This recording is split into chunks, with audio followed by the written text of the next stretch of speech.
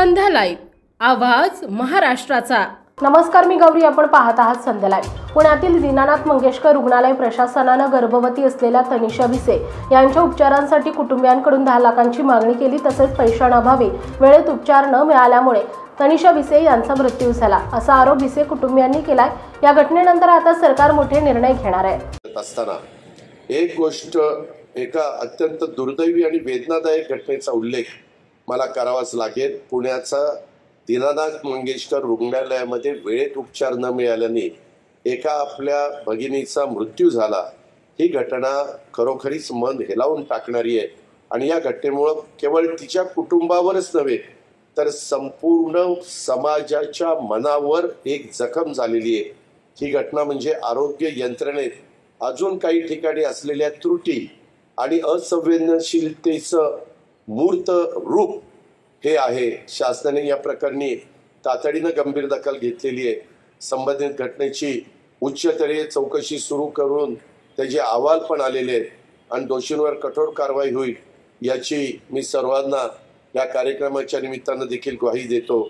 या प्रकरणात केवळ दोषी शोधणं इतकंच आमचं महायुतीच्या सरकारचं उद्दिष्ट नाही, तर अशा घटना पुन्हा घडू नये यासाठी आरोग्य प्रणालीमध्ये देखील सुधारणा करणं ही आमची जबाबदारी आहे। म्हणूनच पुढील काही महत्त्वाचे निर्णय शासनाने घेतलेले आहेत। त्याच्यामध्ये खाजगी रुग्णालयावरील नियमन अधिक कठोर करण्यात येणार आहे। विशेषतः आपत्कालीन सेवांच्या बद्दल आपण त्याबद्दलचे निर्णय घेतोय। प्रत्येक खाजगी रुग्णालयात नो डिनायल पॉलिसी ही सक्तीची केली जाणार आहे, म्हणजेच अत्यवस्थ रुग्णास तातडीने सेवा नाकारता येणार नाही। हेल्थ केअर रिस्पॉन्स ट्रॅकर तयार करण्यात येणार आहे, जे रुग्णांच्यासाठी सेवा देण्यासाठी तत्परता आणि जबाबदारी यावर लक्ष ठेवेल। गर्भवती महिलांसाठी विशेष हेल्पलाईन आणि रॅपिड रिस्पॉन्स टीम कार्यरत करण्यात येणार आहे।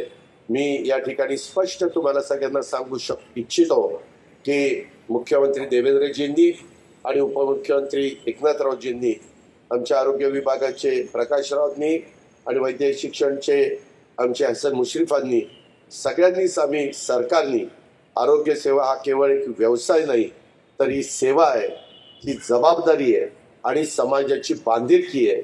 कोणताही रुग्ण तुमचा दरवाजा ज्यावेळेस ठोठवतो तेव्हा त्याला योग्य ती वैद्यकीय मदत मिळालीच पाहिजे, ही शासनाची स्पष्ट भूमिका आहे।